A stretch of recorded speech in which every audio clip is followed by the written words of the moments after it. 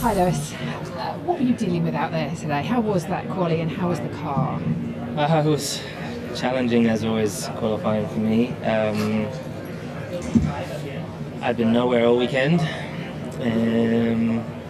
13th I think in almost every session. So honestly I feel grateful to have got to Q3 and P7. Not spectacular last lap. But improvements, we make improvements all weekend. Needed a better lap at the end. But as I said, I'm grateful to just be there. There are still plenty of time to come. I was going to say, I mean, in the race, it seems to be better for you, the car. Are you hopeful that that's going to be the case again tomorrow and you can move forward, or? Praying more like.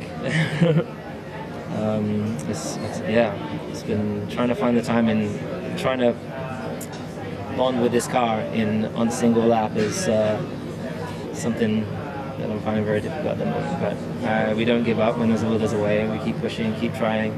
Got some amazing support, so just keep working hard.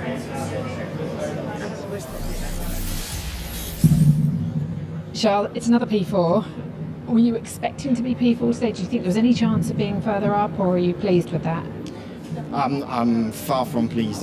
That's what's capable with that car for the moment. I mean, I can change the limitations going from oversteer or understeer, but at the end of the day, we just don't have enough grip to bring and carry the speed that they are carrying. So it's just disappointing, especially because we expected more from a track like this. Maybe about the moment. Do you know?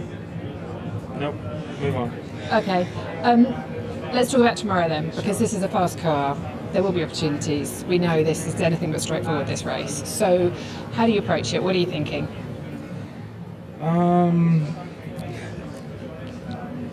What am I thinking? About tomorrow? Yeah, I've not put my mind to tomorrow yet.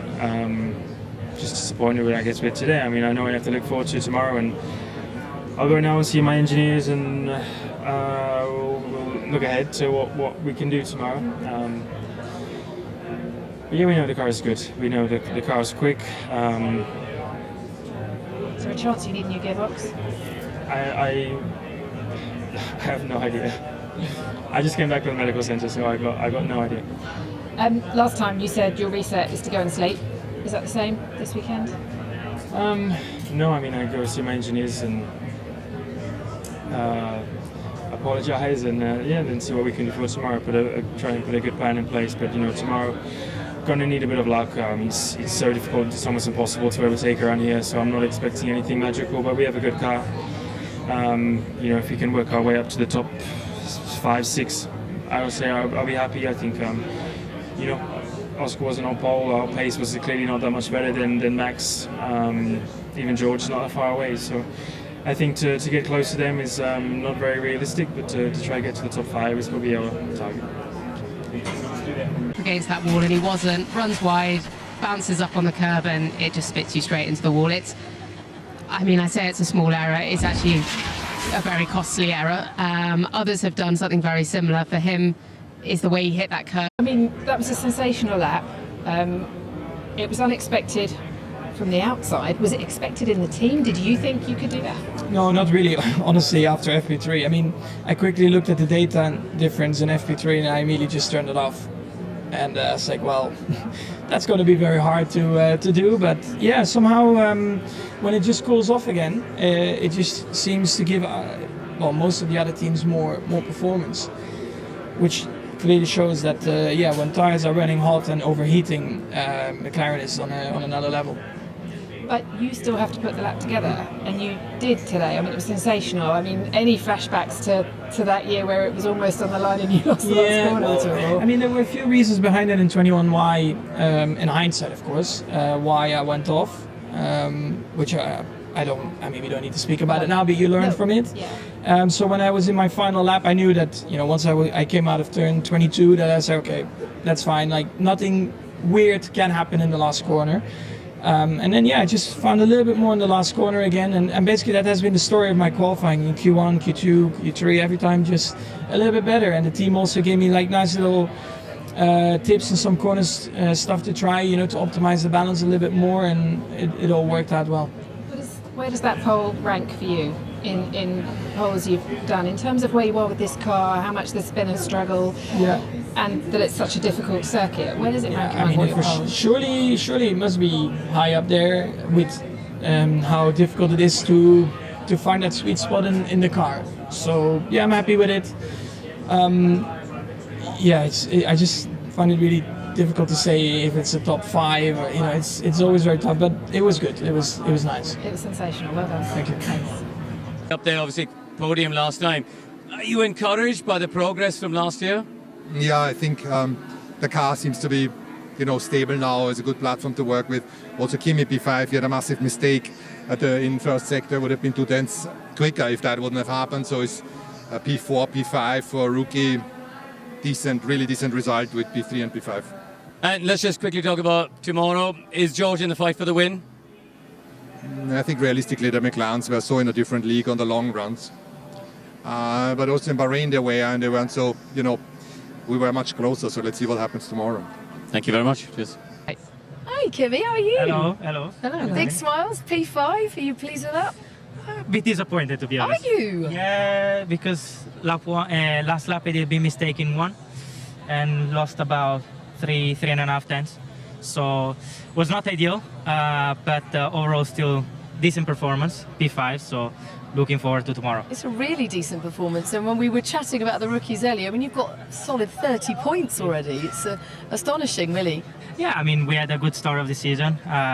Last weekend was a bit disappointing, but it's so far it's been good, being able to progress weekend by weekend. So yeah, now looking forward to see what we can do tomorrow. I want to know, you've driven here in F2, which already looks fast, and then you sit in an F1 car. How big is that transition from last year to this year been, and how well have you adapted? It's like night and day. I mean, it's with the F1 Sector 1, it's pretty impressive. And the first lap, it feels fast. Even after you do 3 sessions, the first lap at night in qualifying, it feels really fast. And it's crazy that from lap 1 to the end of qualifying, you improve a second and a half. But I mean, it's pretty crazy, and it's not easy because definitely, the walls gets closer and closer lap by lap as you go quicker. So it's also about finding the right confidence and building up. Is it more physically demanding or mentally demanding, this place? I think qualifying is very mentally demanding, especially as you progress through the sessions. Obviously, you try to push a tiny bit more every lap, and to be precise every time, it takes a lot of mental effort. So it's not easy, and especially when you have long waits. With a red flag or even between sessions, it's not easy because you feel like you kind of lose a bit of the rhythm. I think, Kimi, everyone's been so impressed by your performance so far this year, in and out of the car. Even just speaking to us now, as a rookie, it's unbelievable what we've seen from you. And we spoke so highly of the preparation that Mercedes have put in. How much do you think that has stood you in qualifying like today? Well, definitely, the Mercedes has been helping me massively. I mean, I also have been with them since 2018, so I feel like part of the family, and especially going into the season when you know everyone you're working with around, it really helps. And as well, they're not putting any pressure on me, so I'm able to improve weekend by weekend. And of course, there's still a lot of work to do, but I feel like we're on the right way. So how much work have you got to do tomorrow? What's your target? I don't want to say what's my target because last weekend it went pretty badly. So definitely just going to focus and analyze tonight ahead of tomorrow, and then we'll see what we're going to do. Well done today. And it just looked like that car was planted, and it could have easily been the car on pole tonight. Did it feel that way? Yeah, I'm a little bit mixed feelings, to be honest, because I went quite conservative on my out lap with my tyres, because it was my one and only lap and I had no bank on the board. I just felt that if I made a small mistake at turn 1 or a lockup, I'd have been down in P10. And usually your last lap in Q3, you're fully sending it. So I thought, I need to go a bit hotter with my tyres just to ensure there's no mistakes at turn 1. And it cost me in the last sector. I lost a tenth and a half for myself in the last sector. The lap otherwise was great. It's sort of like thrilling around here, and you're so close to a mistake at any point. But P3 is probably more than we could have hoped for. So in the race tomorrow, what do you do? How do you approach this race tomorrow? Because Max is going to put the Red Bull up front with Oscar. You've got a fast McLaren probably coming from behind. You've got another Red Bull and the Ferraris as well on your tail. What's the plan and target? I think, well, nobody's touched the hard tyres this weekend, and nobody knows if that hard tyre is going to be a slam dunk one-stop strategy, or it may even be a two-stop. You know, the hard this year is last year's medium, so everyone's softer, and the medium tyre, you know, I think it'll be an interesting one, and you can be quite confident Lando will start on the hard tyres, so he's going to go long. A timely safety car can play into his hands. So the truth is, I don't know. I just want to keep on being consistent, keep getting the points, keep getting on the podium. That's the aim. But if there's a chance to... There's been a bit of a trend with your car that the harder tyre, or the hardest tyre, has been better and quicker for you than the medium, hasn't it? Is that possible here then, do you think? Yeah, I think so. I mean, the fact is, everybody except McLaren struggles with their tyres and overheating, and the harder your tyres, the less they overheat. So effectively, the softer your tyres and the more overheating you have, that's when you see the biggest discrepancy with McLaren.